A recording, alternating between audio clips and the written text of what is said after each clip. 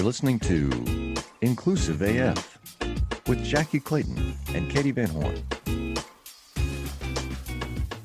Hello, Jacqueline. Oh, hello. How are you, Kathleen? Katie I'm Jean. I'm fantastic. Happy Sunday. We're recording on a Sunday, so happy Sunday to you. Just glad you're home. Katie has been traveling. Tell everybody where you've been. I was in Barcelona this past week with my Barcelona team, which was fun. But happy to be home, although it was very humid in Barcelona. Really? And then I got home and it's like overcast and humid in Phoenix. So we're definitely in monsoon season here in Arizona. Which isn't my favorite time of year because it's a little bit gross, but that's okay. We're gonna get through it. But I am a little tired, Jack. Not gonna lie to you. A little tired. Proud of you for being here. Thank you for And being I feel very poofy because you know when you're on a plane and you're like just dry, and so I feel like I've had 80 gallons of water this morning. So now I'm like, I don't know what's happening. You're Um, retained. You're I'm retained. broken. I'm just broken. Okay, so this is the Inclusive AF podcast, Jackie. Yes, thank you for the reminder. This is Okay. the AF. I know you have a lot of podcasts, so I wanted to make sure everyone. No, I have Dose podcasts. Dose. Well, I don't know. I feel like there's like 17 at least that you're involved in. So, I'm thinking of them. I'm yeah. thinking of that. But this week, I mean, the biggest thing human resources had to be the cult we're calling it's actually Viva, now. Viva la vida. Right. There's actually a new phrase they're saying getting cold played, which Yeah. is your affair getting exposed at a public event. They're now Okay, called it's now so can a we what? discuss? I mean, I don't want to talk about it too much because I think it's been obviously talked about quite a bit, but the I am just thinking about like the ethical implications from an HR perspective of okay, like take out the CEO for a minute because whatever. Right. But Okay. like as an HR person, like wowzers, trousers, like that's not ideal. Not ideal to be literally in bed with the CEO. But what I was more, and maybe I shouldn't have thought about this. I was more concerned about the VP of HR in that scenario that was standing there, Okay. or the director of. Okay, and that's the thing, like they're like, is it her? Is it not her? And Grok thinks it's her. So, I mean, if Grok thinks it is, then it must be true. But yeah, I'm like, and all of this has devolved so much, but then I go back to at the end of the day, and I heard this a few weeks ago, and it was actually like a gangster talking about, and I mean like truly someone like in a gang was talking about like business dealings on a podcast, and I don't remember what podcast it is, so please don't quote me on any of this because this, of course, is just like one of those random things that I heard. And they were basically saying like I don't mess or I don't do business with men who cheat on their wives because if they're going to cheat on the person that's like their number one person, then who's to say they're not going to cheat on me in business? And I was like, that's such a valid point, but it's also the like the fallout of such a public outing, I don't know how else to call it that, but like, I guess what I like where I go on the whole story is clearly this isn't a first date. Clearly Right, very comfortable that they're publicly out. Like, with a coworker. right. But like, if someone's cheating on their spouse, are they really going to go to a concert and be in a box at a Right, concert? And right, it was like, oh, this is just we're right. we're in a relationship. Do you know what I mean? Like, And I think that that's the weirdest part. Like, what were you do? Like, you do what? I mean, all anybody had to do was like look left or right. I mean, granted, in right. this case, there was that whole, cam situation, but it doesn't matter. They didn't care. No, they Whatever it didn't is, care. they didn't care about No, that. no. And the sad part is they also, you could count on similarly, they didn't care about what was going to happen within the business. Because that obviously is a problem. It's an ethical Yeah. problem. I knew that takes a company down, and a lot of people like their stock is going to go down. Well, the CEO just resigned. Like the CEO's gone. The That's board's just like like not. done. I love it when when the CEO resigns, air quotes. Yeah, exactly. Well, you know why they are giving him probably a fantastic package. To Yeah. not So I mean, and to go I'm away. sure that she's gonna resign next, or someone's gonna ask her to resign, and Yeah. probably not have as good of a package. What do you No, think? of course not. Well, Yeah, he's and he'll bounce back. In 6 months, he'll be the CEO of something else, I'm sure. right, Because it's water under the bridge. But then again, I mean, I guess that's just the world we're now living in where, like right. two, a senator and, their family gets murdered in broad daylight. And it's Our like, president's a doesn't even rapist, make the news and cycle. like they're about to expose as a pedophile. So I don't think, Yeah. you know, There's no morals or ethics in anything right now. And it's very scary. So, but thoughts and prayers. but thoughts and prayers, everything's fine. Um, so I think I'm glad we like touched on it, but I mean, I think it's kind of been all the memes are out there, all the jokes are being made, and what I would like to say, is hopefully behind the curtain, the family is going to get through it and figure out Yeah. whatever they need to figure out. Both families, I should say. I hope that that they do bounce back, and we can get to like the business of what's going on actually in our country. I mean, I Right, feel like um we were going to talk about something else, but just going into the last week of that big bill passing through and all the mini bills that are going through, like it is a sign of a lack of care and respect for other people right. that's going on. Massive. I mean, it's hard. At one point, you're like, okay, if you don't necessarily like the person's politics or like the politics within the country, you stick around, it'll change. But it's like, it's only July. Yeah. We have a long way to go, and there's a lot of impact. I mean, that has been going on right now. And Right. I think we feel it and we're seeing it at work. 100%. I'm glad you brought that up because I have been looking at some ENPS scores, so employee net promoter score stuff, and just like morale at companies. So one of the things that popped up for me when I was doing a search the other day was that Dell's employee satisfaction or ENPS score dropped nearly 50% in 2 years. And they're blaming it on the return to office, layoffs, heavier workloads, and then, of course, AI. And that's what some of these layoffs are also because of AI, or that's what they're saying is that, AI is kind of taking, I'm going to say AI is taking jobs, but that's such a simplistic way to put it because it's not that. I mean, we know there are going to be some things, comms roles, things like that, marketing, et cetera, that I think will evolve. But again, I also look at you have to have a human on the other side of some of these jobs doing the oversight of what did I just get from the chat GPT, the Grok, all the other different tools that are being used right now. I think, the one that a lot of folks are looking at from, even, GitHub, Copilot, all of these are happening. Um, the thing that I keep coming back to, and I don't know how you are feeling, I'm starting to use ChatGPT, not even at like work, but just like personally to like do research on different things just to understand. But there is also this is actually a tip from our AI person who's a genius, of course. He just said, ask the tool anytime you're doing research on anything, ask them, what am I not asking that I should be asking? Hmm. And I think I even mentioned this last time we recorded because it is the checking yourself of like what bias are you putting into the system without knowing it, and what are you not asking the tool to do for you that you should be doing.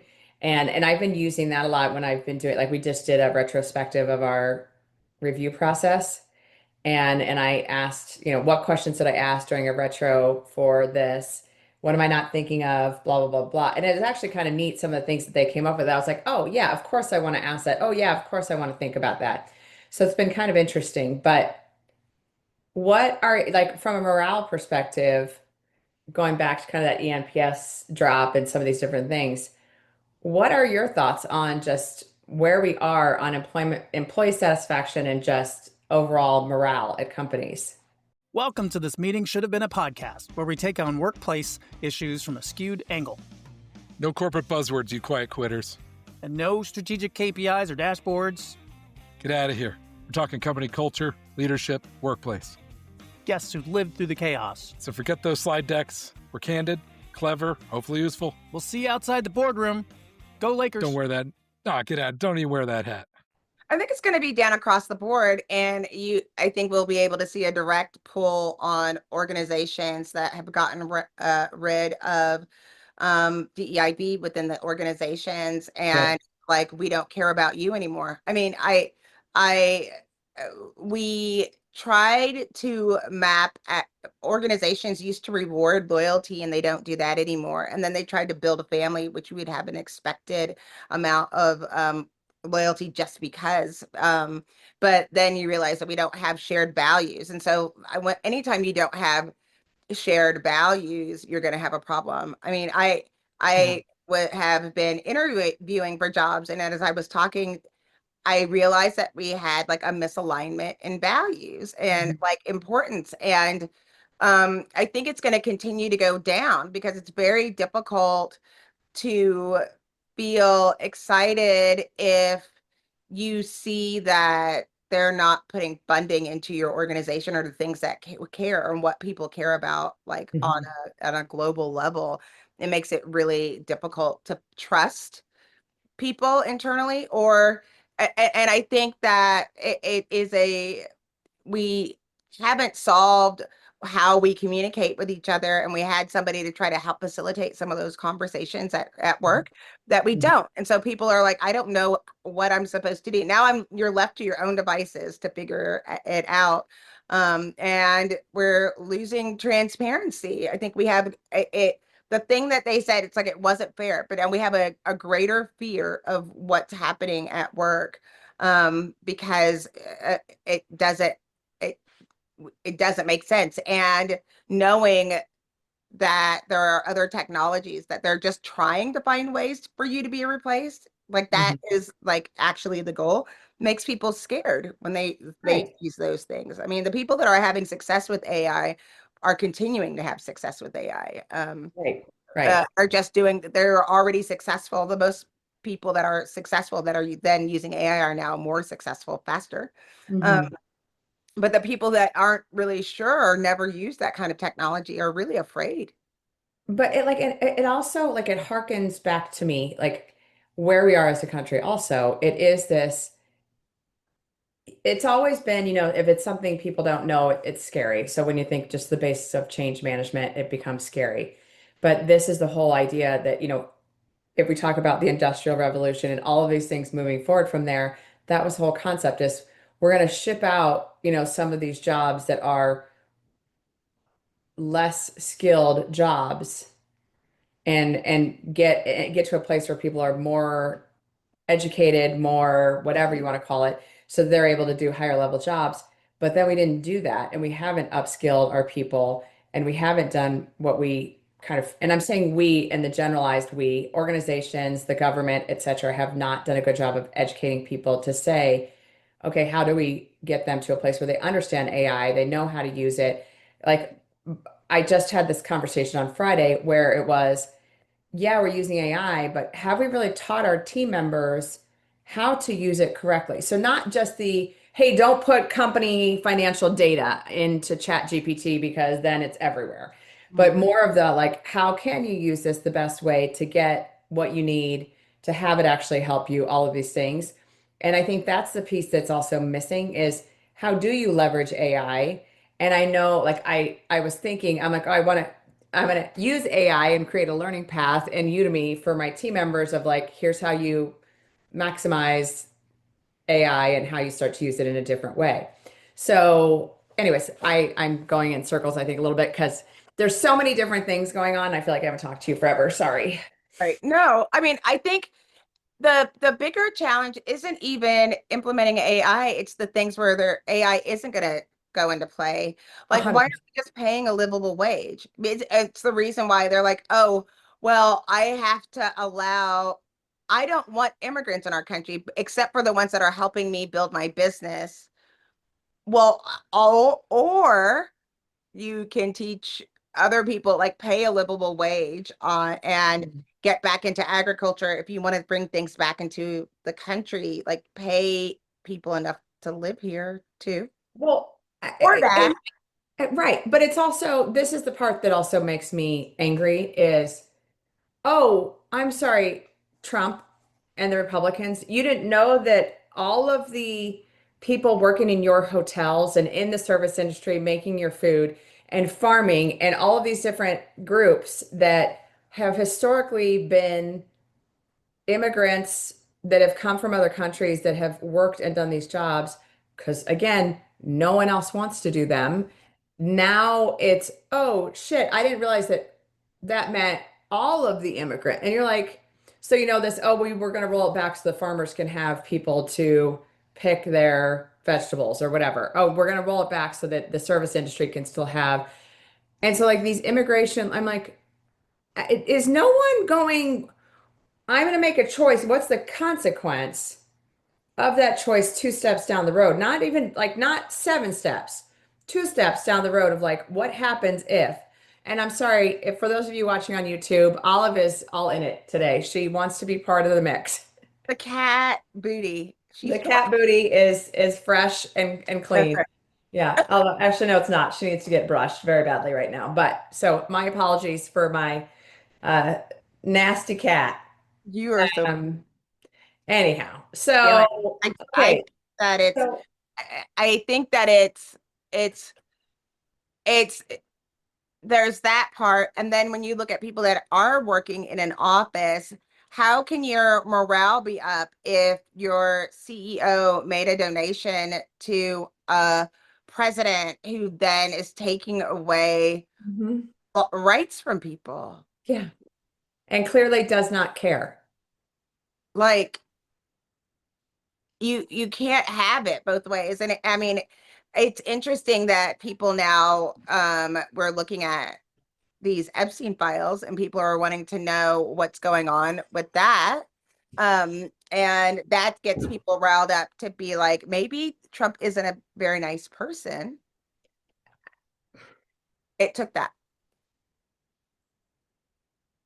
But again, anyone who has any sort of brain that didn't know that Trump absolutely was best for, like, go look at the thousands and thousands of pictures that we have of Trump and Epstein together, and Right. the how many different women have said, yeah, I connected and had sex with Trump or sex with Epstein or a package deal or whatever. Like, how many accusations have been made? And I'm so over it. Like, can we just fucking believe women? That Can we just fucking believe people when they say I'm being treated like shit at work? nobody's proud of having slept with Donald Trump.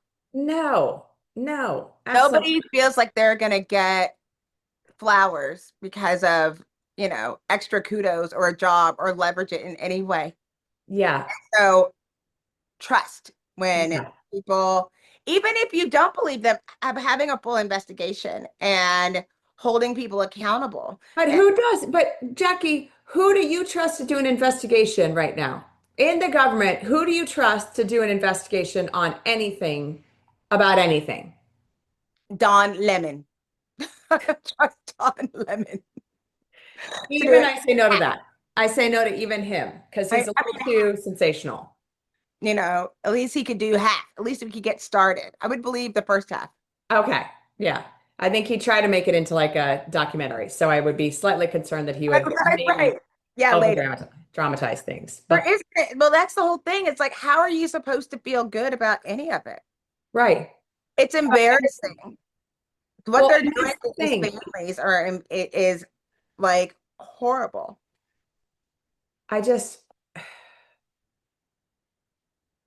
I'm just it's exhausting. And I feel like it, again, like we knew this was going to happen. We've talked about this. We talked about this in January, Right. where the goal is throw so much at people that they do get distracted by the astronomer CEO and the head of HR having an affair versus going, wait, no, let's go back to the Epstein thing, or let's go back to the assassination of a Hmm. US senator outside their home, or let's go back to what is this bill going to do to Medicare, or let's go back to, I mean, like, again, let's go back to 20 different things versus, no, again, we're going to throw so much at people that we are going to desensitize them on everything. Like the one that I am personally freaking out about, and I shouldn't say freaking out, that I'm most disturbed about is I feel like we are so desensitized to everything going on with the immigration stuff that, the ICE agents outside of immigration courts that are taking moms, that are taking people that are like following the process and still we're like, nope, we're going to go put you somewhere and no one's going to know you're there, even though you're going through all the steps that you're supposed to. Right. And don't tell me those are the people that these rapists and other, vile things that Trump has said. Those aren't the people that he's talking about allegedly. Because remember, his is, oh no, we want to get out the troublemakers and all these people doing all these horrible things. Well, that's not the mom going to immigration court. Sorry. That's No. true. I mean, the fact of the matter is, and we always can put it on really basic terms, like when we talk about seatbelts and how we have to have laws to have seatbelts, is because Mhm. actually, if it wasn't a law, people actually won't wear seatbelts, and they're, Right. oh, you should trust people to take care of their own families or have the freedom. No, we actually can't do that because then it impacts people, doctors, and how many people get hurt, and we don't have enough nurses and resources. Right. And how would you bear? So it's like, oh, that's a big deal. Then you flash forward to what's going on at the VA right now, where they reduced the laws for members of LGBTQ plus people. They took the Right. verbiage out, and their response is, well, we don't discriminate against veterans. No, you just did. Just because you aren't a member of the LGBTQ plus and you're just Right. trusting everybody to do air quote the right thing, but you have to, that's the whole point, where you have to make it a law and you have to make it required, because left to your own devices, then you could have somebody now that says, oh, I'm not going to give you the health care that you already have, need, Hmm. deserve. Thousands are going to be discriminated against. Right. I'm so sorry if you can hear barks. Can you hear barks? No. That's amazing. Wow, Zoom. Good job. Good job, Zoom. Good job. But then again, I can never hear anything. So, People are like, the people are concerned, and they said that no, this is a quote. The VA told The Guardian that no VA would ever allow an employee to refuse to provide appropriate care to any eligible veteran. Get ready to turn up the volume on your HR game. I'm Jay Arnold, former musician turned HR leader and host of Backstage Pass, the HR Rockstar. Each episode pulls back the curtain on key HR topics, from leadership lessons and bold career pivots to the latest in HR tech and talent strategies, featuring the rock stars within their industries. If you're ready to shake up the status quo and amplify your impact, this is your all access pass. You can catch the show on the Work Defined Podcast Network and wherever you listen to podcasts. Subscribe now and let's rock the future of work together. That's just not true, friend. Like, I don't right. understand. I don't understand. It's the willful ignorance. Right. And because it doesn't happen to you, you don't believe that this is true. Well, and I guess like I also want to go back 2, 3 years. Yeah, Remember how much of a mess the VA has been for years. right. So now what that's everything's all well and good and now we're gonna like get rid of a bunch of staff because of DEI. Let's say because of DEI and they're focused on DEI. So when we don't want that, well, you're just getting rid of people that were helping veterans. Period. If you So, and the quote, one of the quotes was, if you take the words out, people hear them. right. Yes. Put them back. Put them back. What is it going to hurt to say if they're not going to discriminate, then why does it hurt to keep the words to don't discriminate against Right. people? Right. Why is discrimination a bad word? Right. Or anti-discrimination, I guess I should say. Like, we don't discriminate. Why is saying that bad? And they've banned pride flags at the VA. And Because that makes a difference. And I guess that's the other part. Is like, who is it harming right. to have a pride flag there? Someone doesn't like it. Okay, do you know how many things I don't like every day that I deal with and just go, I don't like that, but here's my life and I just have to live it. Right. I think all of us can say that, but there's also I might not like something, but if it makes someone else feel safe, Right. who cares? Right. What harm is it doing me to have a pride flag, even if I'm not LGBTQ? I don't know. I still get so angry when I see when you go to the bathroom and it's like men and women, like, and then you open the door and it's just a toilet. It's like, what the It's fuck? just a Like, why toilet. do you care? Yeah. Well, I actually, someone asked me because I was in Spain, what is the deal with the bathrooms in the US? Because we were at this castle doing this little event, making paella. It was very fun, but That's there what. were two bathrooms and they were labeled men or man, woman, but it was like we were all just kind of using them as they were open. It was because who cares? Because it was truly a toilet and a sink. That's it. Um, and one of the guys at like, why is that such a big deal in the US? I'm like, I don't know. I don't know. I don't know why anyone cares. I don't know because again, the issue is not we are worried that transgender people are going into women's restrooms. It's that and let's be clear because this has been kind of the thing is we don't want fake transgender people going into the restroom and harming people. Okay, well, that's a separate issue. Right. But we say we don't want pedophiles, but then we don't do anything to rapists. Right. We say we don't want people going into women's restrooms that might harm women, Mhm. but then we don't do anything to anyone that harms a woman. So this is all theater. It's all a fucking joke. Sorry, I'm Right. cussing today. I'm very cussy today. You nap. What What? did that was a long flight from Barcelona. It got you riled up. I know. Well, I'm tired. That's I'm what I sick nap. and tired. Sick and tired, Jackie. Sick and tired. Um, Well, I anyhow, think it's fair. It's a power play, and yeah. I just I don't I wonder how far it's gonna swing the other day, what the other way when calls me because they want DEIB training and to learn how to do ally and advocacy, and you're like, you do? Like, why? Like, Yeah. what are you What are gonna, you gonna do with that? when That's the people part I don't like. already Yeah. What are are you doing? feeling the damage that is caused and can see it and can see it. I'm just Like tired. the way that it's because we've allowed so many things to be okay. And it's like, how far are we going to push those things? And Like, I, I, I didn't realize this. You know how um, so like when we talk about segregation, it just wasn't that long ago. And we were yeah. talking about one of the things that it was always been really funny is when women are like some of my friends, if they carry, I knew a girl who used to carry ranch dressing in her purse. And Beyonce, they always have that thing like I have hot sauce in my bag.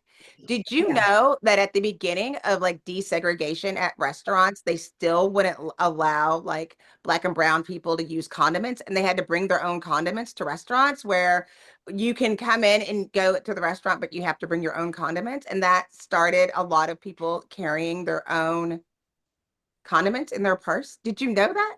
No, I had no Yeah. idea. Yeah. And that was like a real thing, like 70 years ago, 60 years ago.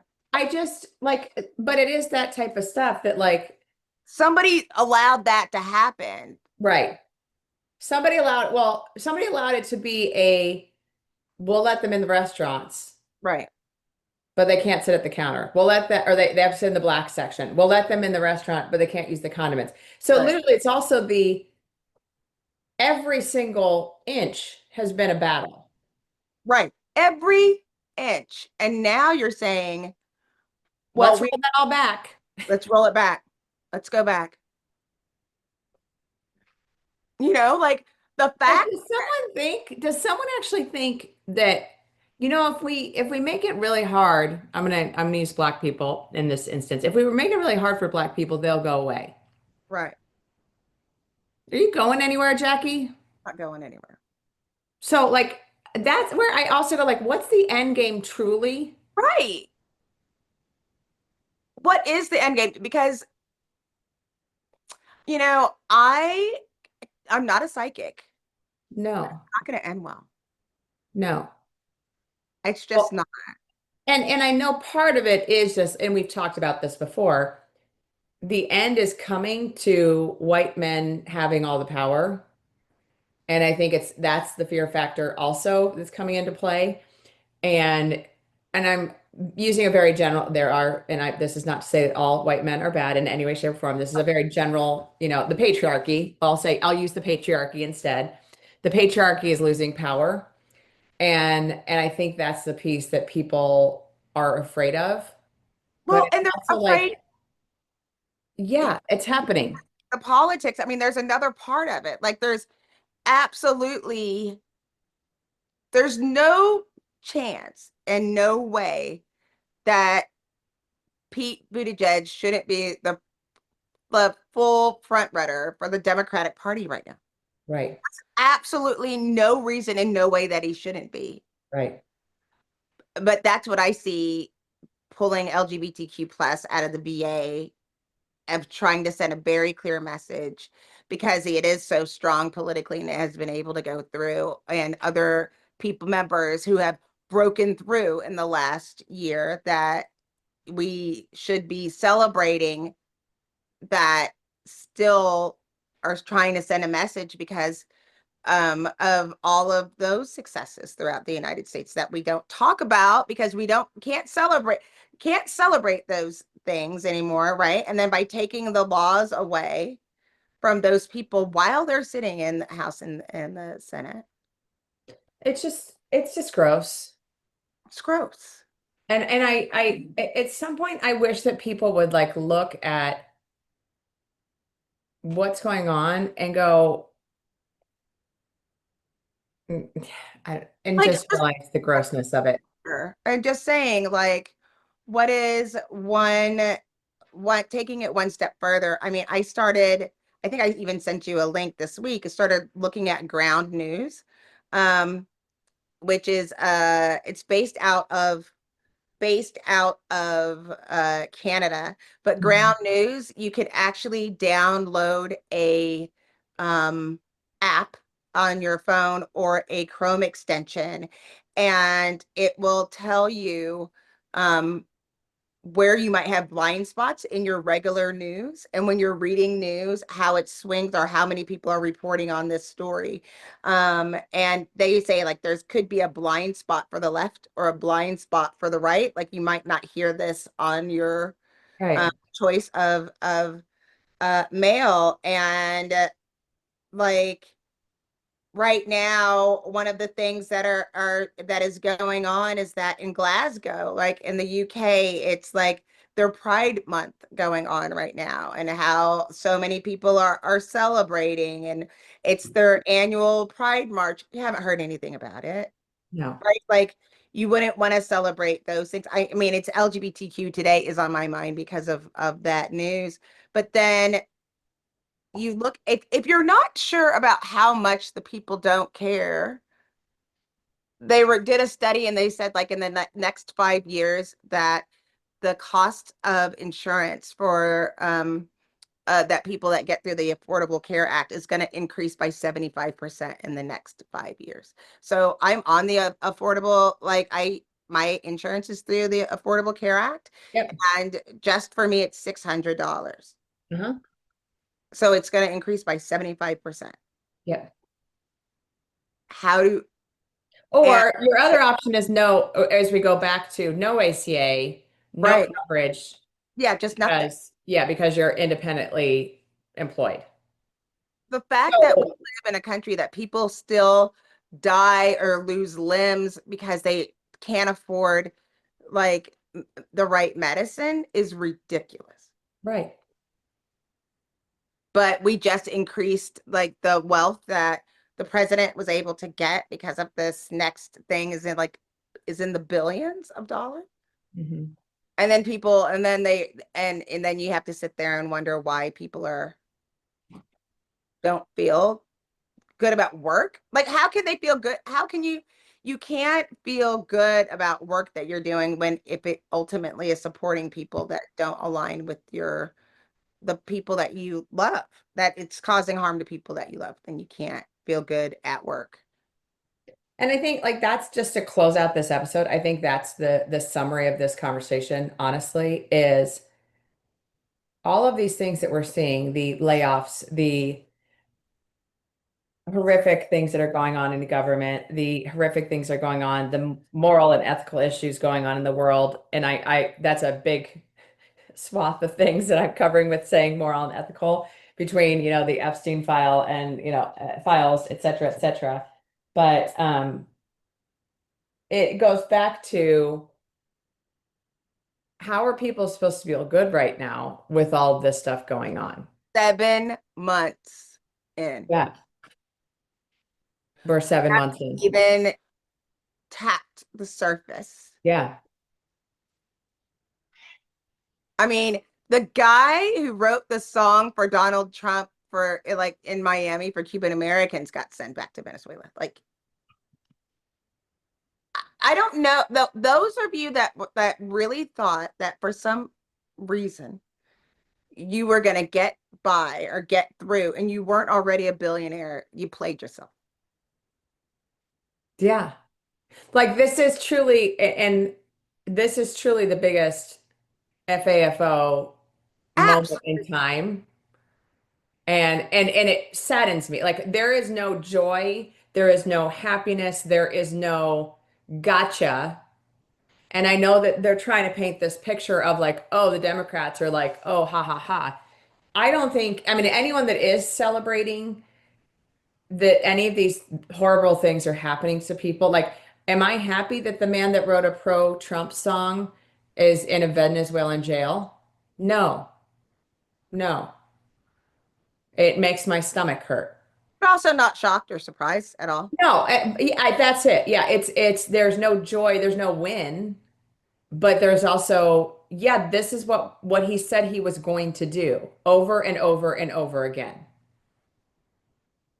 And on that happy note, Right. Jackye, Yes. let's wrap up this episode. So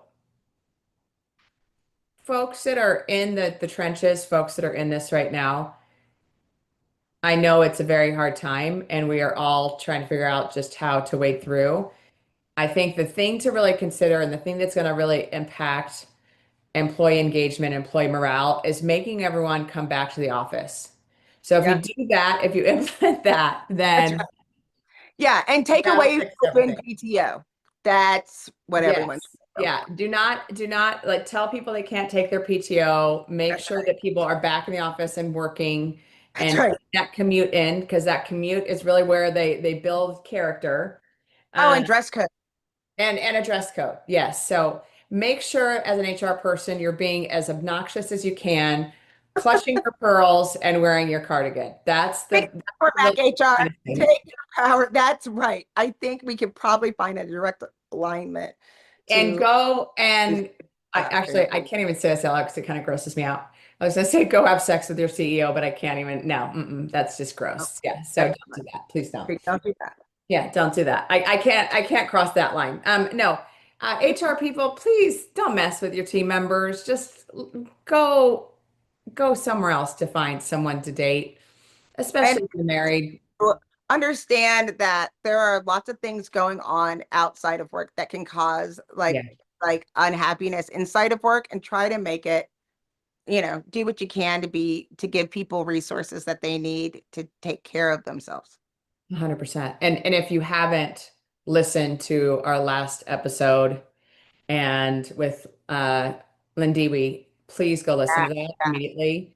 I think, I'm going to say our last one. I don't know if it is our last one, but one of the last ones we did with Lindiwi, I think that was just such a powerful episode of kind of, yeah, I'm going to say self-preservation because, I think that's what this is about right now is where can you find those moments of quiet solitude, safety, self-care, whatever you want to call it, Yeah, um, so that you can keep fighting the good fight. that's right.